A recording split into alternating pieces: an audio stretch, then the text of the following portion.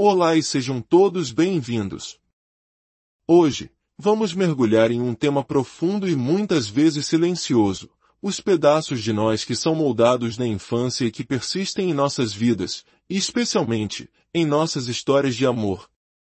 Antes de continuarmos esta jornada de autoconhecimento, um pequeno gesto seu pode ajudar esta mensagem a alcançar mais pessoas que precisam ouvi-la. Se este conteúdo ressoa com você, considere curtir este material e se inscrever no canal.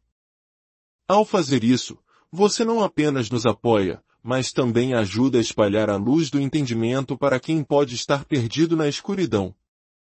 Agradecemos imensamente.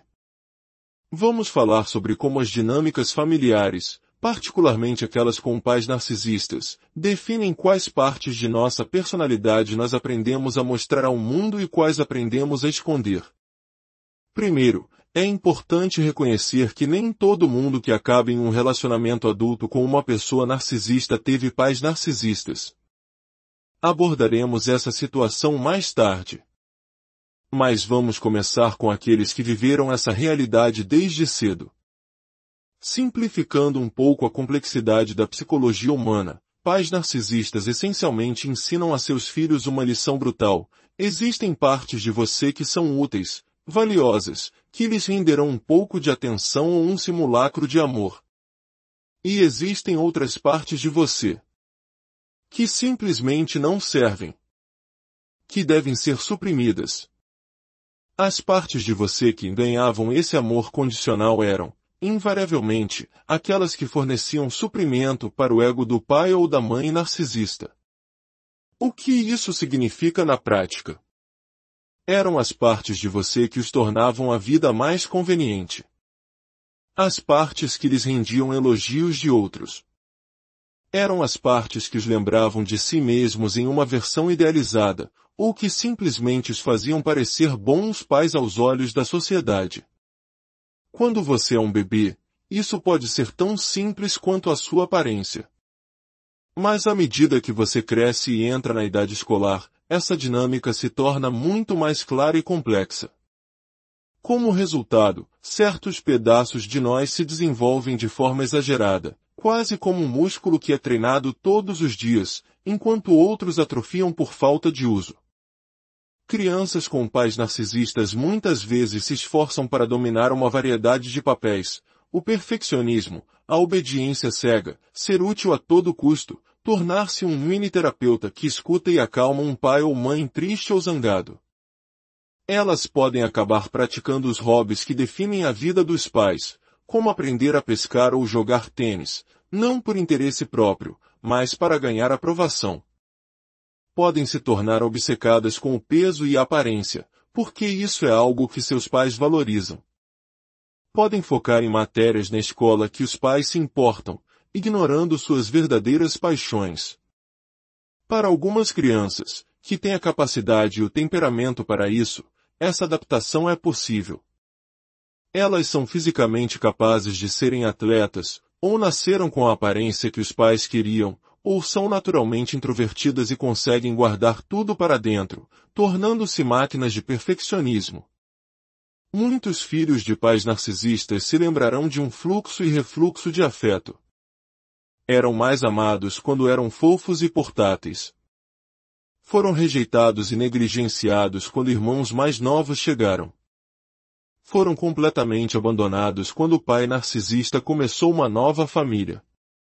E, ironicamente, o interesse por eles pode ter voltado quando já eram mais velhos, com uma carreira, algum poder e dinheiro, ou seja, quando podiam novamente oferecer algo de valor. Mas e a criança que não tem essas capacidades? A criança que não tem o físico para se destacar nos esportes, ou que tem dificuldades de aprendizado em matemática ou leitura. Para essa criança, o mundo se torna um lugar de derrota. Podemos testemunhar essa criança se tornando distante, apática, triste, sentindo-se inútil. É um colapso interno, a dor de perceber que não se pode montar os pedaços que lhe garantirão amor. Em alguns casos, essas crianças se rebelam. especialmente aquelas com um temperamento mais externalizador, que agem mais por natureza. A apatia e o distanciamento podem se manifestar como uso de drogas, abandono escolar, pequenos crimes. Porque, de uma forma distorcida, até a atenção negativa é uma forma de ser visto. Em situações mais graves, as demandas impossíveis da família podem resultar em crises psiquiátricas severas. A criança que consegue fazer funcionar, que infla os pedaços que agradam aos pais narcisistas, coloca toda a sua energia de desenvolvimento em se tornar o que eles valorizam. E isso vai além de simplesmente ser visto. Muitas vezes, a criança acredita que, se ela se tornar essa coisa impossível que os pais exigem, o que inclui até mesmo a habilidade de ler suas mentes, talvez o pai ou a mãe narcisista finalmente se torne feliz. E se eles forem felizes, talvez parem de ser cruéis com o outro cônjuge. Talvez parem de trair. Talvez parem de ser maldosos com os outros irmãos. A criança carrega um fardo impossível, a crença de que, se ela for perfeita, a família inteira será feliz. Então a criança continua tentando, e superdesenvolve quaisquer pedaços que funcionem. E aí surge o problema. Esses pedaços superdesenvolvidos, o perfeccionismo, a acomodação, ser um ouvinte, um consertador, um ajudante, lutar pelo sucesso, tudo isso é uma manifestação do que os psicólogos chamam de resposta de adulação. É um comportamento reflexo de agradar e apaziguar para sobreviver. Silenciosamente, fica entendido que é isso que conecta você a eles. Que essas são as suas partes amáveis. E nós passamos a acreditar nisso. E são essas partes amáveis que nos guiam em como namoramos, como nos apaixonamos e como nos comportamos em um relacionamento. Perfeccionista, complacente, sendo tudo para uma pessoa, ajudando, tendo sucesso, mas não muito. E assim por diante. Você entende, certo? Pare por um minuto. Se você teve pais narcisistas, quais foram as ferramentas de sobrevivência que moldaram você? Agora, pense naquelas que você não conseguiu desenvolver. Talvez você sempre lutou com o peso e não conseguiu ser a criança magra e atlética que eles queriam. Ou talvez você tivesse dificuldade com matemática, ou não conseguia ler música. Eu fiz esse exercício comigo mesmo. As coisas que eu conseguia fazer eram buscar o perfeccionismo, a excelência acadêmica, a obediência. Estava sempre hipervigilante, pronto para consertar coisas, para evitar conflitos, para proteger as pessoas na família. As coisas que eu não conseguia fazer? Habilidade atlética. Eu não era bom em física ou matemática avançada. E onde eu fiquei preso nos meus relacionamentos narcisistas subsequentes? Tentando ser um leitor de mentes. Sendo o parceiro perfeito que nunca reclamava ou tinha uma necessidade. Alguém que simplesmente seguia o fluxo e tornava tudo fácil. Um cuidador excessivo. Por causa disso, internamente, eu sempre me senti desajeitado no meu corpo, nunca confiei em mim fisicamente. E sempre me senti uma fraude na minha carreira, porque não me tornei um físico ou um cardiologista, como era esperado. Quando nos relacionamos a partir desses pedaços que tivemos que desenvolver para sobreviver, é fácil ver como o padrão se repete. A ideia de que você poderia simplesmente ser amado por quem você é, algo que alguém com uma história de origem mais saudável consideraria normal, parece ficção científica para quem teve um pai narcisista.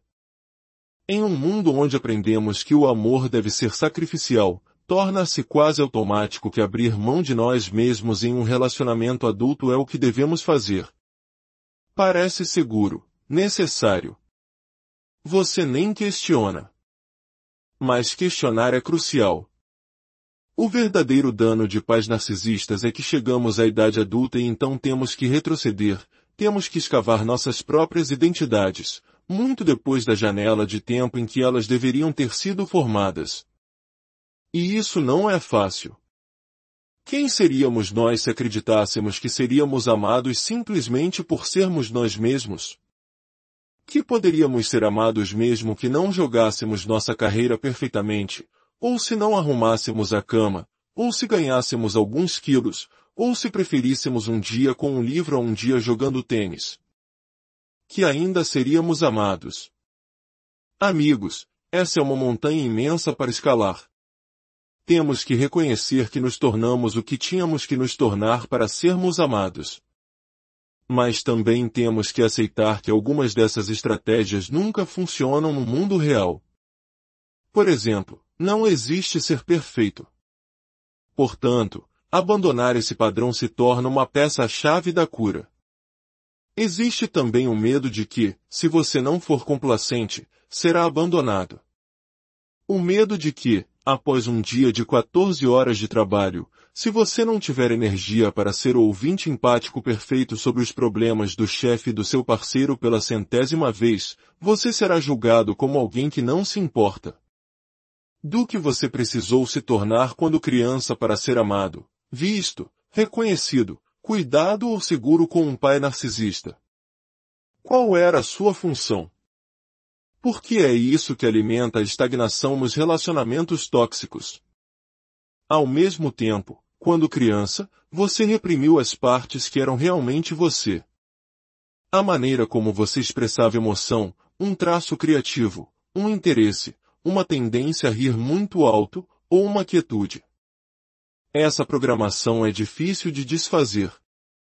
Mas há uma parte ainda mais sombria. Também aprendemos que os pedaços de nós que não correspondiam às expectativas, não ser bom na escola, não ter a aparência certa, alimentavam uma sensação de inutilidade e de que éramos impossíveis de amar. Como você pode imaginar, isso fomenta uma estagnação ainda maior. A crença se torna, eu sou uma falha, e tenho sorte que alguém queira estar comigo. Nossa compreensão do amor e da conexão fica completamente distorcida quando crescemos em um sistema familiar narcisista. Infelizmente, esses deus de sobrevivência que desenvolvemos, o complacente, o perfeito, posso ser o que você quiser que eu seja, são feitos sob medida para relacionamentos narcisistas. Mas e aqueles de vocês que não cresceram assim? Vocês que tiveram famílias saudáveis, onde se sentiram amados por quem eram? Vocês podem pensar, qual é a minha desculpa?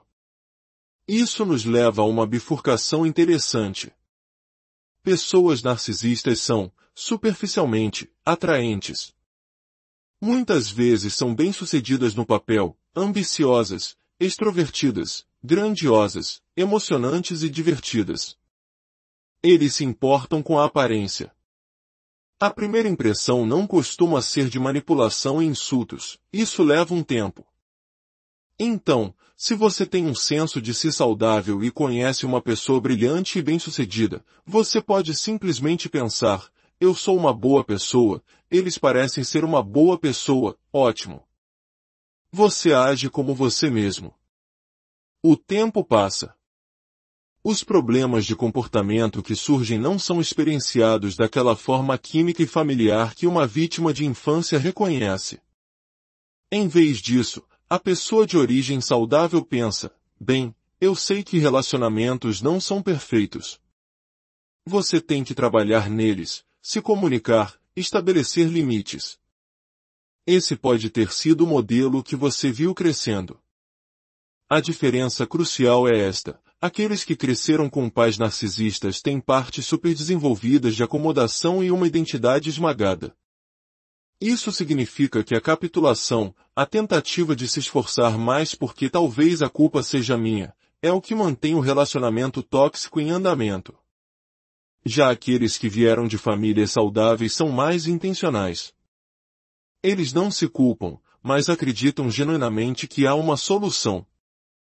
Eles ficam presos em um ciclo diferente, o ciclo de isso pode ser consertado. Há uma positividade e uma crença genuína de que um relacionamento doentio pode ser reparado. No final, dinâmicas como o gaslighting e a manipulação podem derrubar qualquer um dos grupos, independentemente da origem familiar. Porque se você não sabe o que é gaslighting, até a pessoa mais saudável pode ser sugada para a areia movediça. É uma grande questão existencial para você refletir. Como você aprendeu a ser amado? Quais pedaços de você se sentem amáveis? E, mais importante, como você integra todos os seus pedaços e permite que o seu verdadeiro eu comece a ser visto, com imperfeições e tudo? A responsabilidade agora é sua de encontrar todos esses pedaços de si mesmo nesta escavação de seu verdadeiro eu, não apenas os pedaços que a pessoa narcisista considerou dignos de serem vistos. Reconheça que as feridas, as mágoas, as vulnerabilidades, as forças, os traumas. Tudo isso também é você. Dê a todas essas partes um grande abraço. Com o tempo, embora comece com você, outros verão isso também. E amarão tudo isso também. Mas temos que ser dispostos e compassivos com a nossa versão pequena, que teve que se cortar em pedaços para ser amada quando era pequena demais para ter outras opções. Lembre-se de todos esses pedaços de você. Porque é isso que você está levando para o seu mundo. Você precisa saber disso, caso contrário, o risco de escorregar para os mesmos buracos de sempre é muito maior. E o trabalho mais importante é romper com a ideia de que apenas ou você complacente pode ser amado. Todo o seu ser pode ser amado. E merece ser. Obrigado.